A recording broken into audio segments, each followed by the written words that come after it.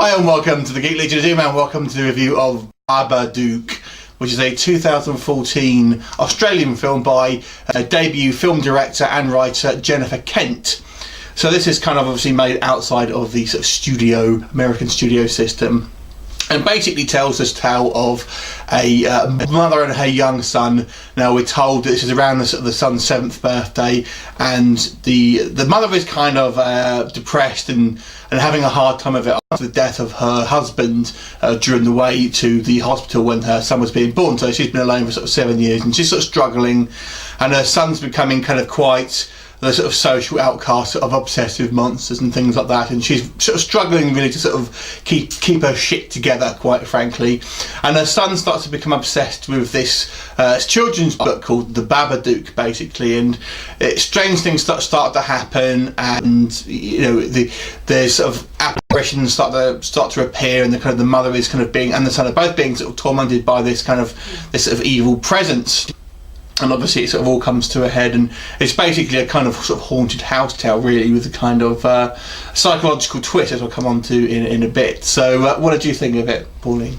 Hi everyone, nice to meet you all. Yeah, I actually thought it was not too bad. I thought the acting was definitely really, really good, especially the mother and child as they go through, and the way they kind of interacted with each other was quite impressive, actually.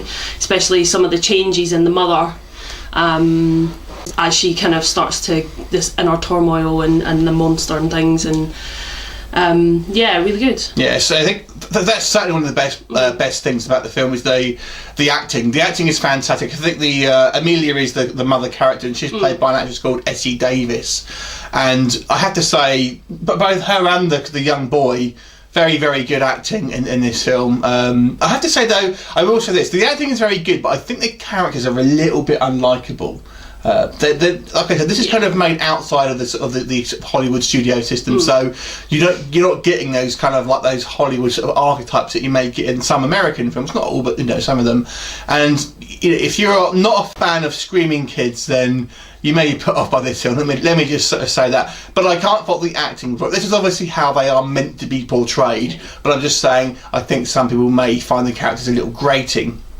It has a very sort of creepy atmosphere. I think the sort of first appearances of this kind of creature or this kind of presence are particularly scary. The one thing I will say, without going into too many spoilers, it kind of asks the question: is this actually happening, or is the kind of the mother having some kind of psychological break, and is this kind of just an onset of these sort of delusions and kind of like mental problems? And I won't go too much into it, obviously, just in case of fear of spoilers, but obviously that's the kind of thing. The only thing aside from sometimes I think maybe the tone of the film maybe I don't think will be for everyone, although it is a very spooky film, it is a kind of a creepy film. Don't be expecting lots of gore, don't be expecting many jump scares, but it has a creepy tone throughout. But I felt the last act, maybe the climax, was a little bit disjointed for me. I wasn't sure what I thought about it. Was there anything you sort of didn't like? I agree. Yeah, at the ending, I have to admit, I was quite disappointed with. So I wouldn't expect a lot for the ending. But yeah, I mean, again, just saying what you said. There's not many jump scares. There's a couple.